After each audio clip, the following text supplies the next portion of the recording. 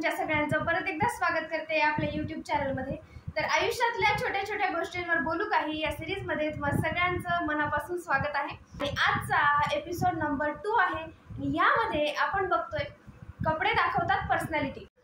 तर आजचा हा जो विषय आहे कपडे, हा माझा पर्सनल फेवरेट विषय आहे। वेगवेगळ्या रंगांचे, वेगवेगळ्या सुतांचे, वेगवेगळ्या पद्धतींचे कपडे ट्राय करायला मला तरी खूप आवडतं आणि मला गॅरंटी आहे की ऐकणाऱ्या प्रत्येक मुलीला कपड्यांची नाही म्हटलं तरी खूप हौस असते। आणि मुलांनाही कपड्यांबद्दल विशेष प्रेम असतं, पण त्यांच्याकडे व्हरायटीज खूप कमी असतात मुलींच्या तुलनेमध्ये। साधे टी शर्ट पॅन्ट जरी असेल तरी आपण ते निवडून घेत असतो, ह्या डिझाईनचं पर्टिक्युलर कलर्स असतात। मग हेच सगळे कपडे खरंच एखाद्याची पर्सनॅलिटी दाखवतात का बुवा? तर हेच आज आपल्याला बघायचं आहे। पाच मुद्दे आपण या सिरीजचं एक वैशिष्ट्य असं ठेवलंय की व्हिडिओ फक्त 5 मिनिटाचा असणार आहे आणि याच्यामध्ये 5 मुद्द्यांवरच चर्चा होणार आहे। Let's get start.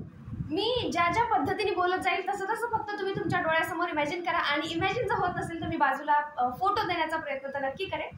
तर सगळ्यात नंबर 1 आहे ब्लेझर। ब्लेझर किंवा कोट, सूट बूट घातलेली व्यक्ती, स्त्री असेल किंवा पुरुष असेल, तर काय इमॅजिन होते तुम्हाला? ऑफिस गोईंग ज्या लेडीज आहेत किंवा मीटिंग्स अटेंड करणाऱ्या, एक बॉस लेडी टाइप्स फील देणाऱ्या। तर एकूणच कॉलर ज्या कुठल्या कपड्याला असते ना, कॉलरवाले शर्ट असतात, कॉलरवाले टी शर्ट असतात किंवा ब्लेझर्स असतात, तर हे काय दाखवतात? Bossing character. आता इमॅजिन करा ब्लेझरवरनं डायरेक्ट पंजाबी ड्रेस।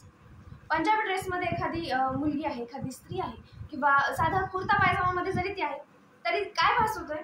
एक खूप जवळची मैत्रीण किंवा मोठी बहीण, ताई, तर आई समान असलेली स्त्री किंवा व्यक्ती असा भास होतो आणि पटकन जाऊन तिला मिठी मारावी असं आपल्याला वाटतं। आता नंबर 3 कडे जाऊयात। नंबर 3 आहे साडी। साडी म्हणलं की त्यातल्या त्यात सगळे शांत, डोळ्याला शांत वाटतील असे कलर्सच्या ज्या साड्या असतात ना, त्या शक्यतो प्युअर कॉटनच्या असतील, लिनेनच्या असतील, खादीच्या असतील, या जास्तीत जास्त आपल्याला बघायला मिळतात। राजकारणात ज्या काम करतात त्या स्त्रियांमध्ये त्या दिसतात। आणि दुसरं म्हणजे सरकारी ऑफिसेसमध्ये ज्या कार्यरत आहेत महिला, त्यांच्यावरती ह्या साड्या जास्त दिसतात। आणि ऑलवेज साडी म्हणलं की आई, ही कॉमन एक डेफिनेशन आहे की आपल्या समोर साडी म्हणलं की आई डोळ्यासमोर येते। आणि साडी काय दाखवते की साधेपणा आणि आदराची भावना। साडीवरून जम्प करूयात नंबर 4 वेस्टर्न वेअर्सवर।